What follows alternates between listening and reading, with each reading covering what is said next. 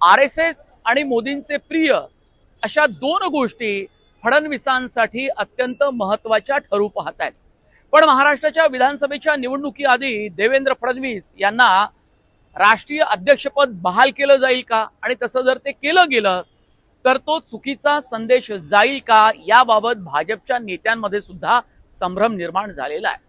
महाराष्ट्रामध्ये सामूहिक नेतृत्व पुढे यावं यासाठी भाजपचे सहकार्यवाह अतुल लिमये, जे भाजप आणि RSS मधले समन्वयक आहेत, कोऑर्डिनेटर आहे, त्यांनी हा विचार पुढे मांडला नव्हे, त्यांनी तो पुढे नेण्यासाठी आपली ताकद सुद्धा खर्ची घातलेली आहे।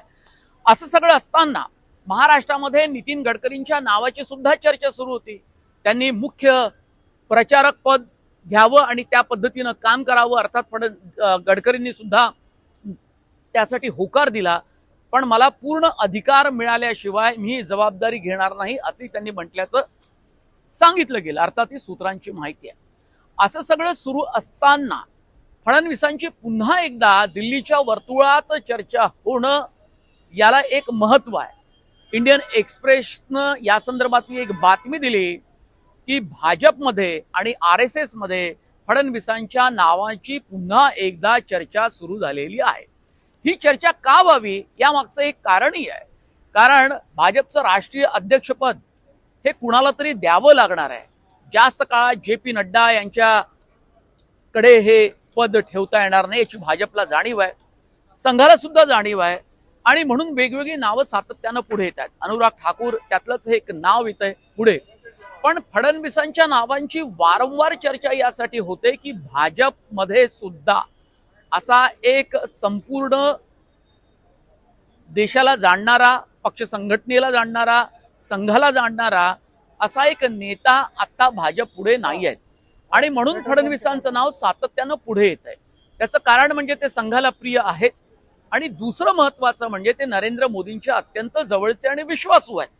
अमित शहा यांचे आहेत असं मी म्हणणार नाही, आणि महाराष्ट्रात फडणवीसांच्या नेतृत्वाला जी ऍक्सेप्टेबिलिटी आहे ती सुद्धा अत्यंत महत्वाची आहे। सर्वदूर पसरलेलं संघटनेतलं, राज्यातलं, जनतेतलं असं एक भाजपचं नेतृत्व म्हणून त्यांच्याकडे पाहिलं जातं। पण काही लोकांनी त्यांच्या नावाला विरोध केल्याचंही सांगितलं जात आहे।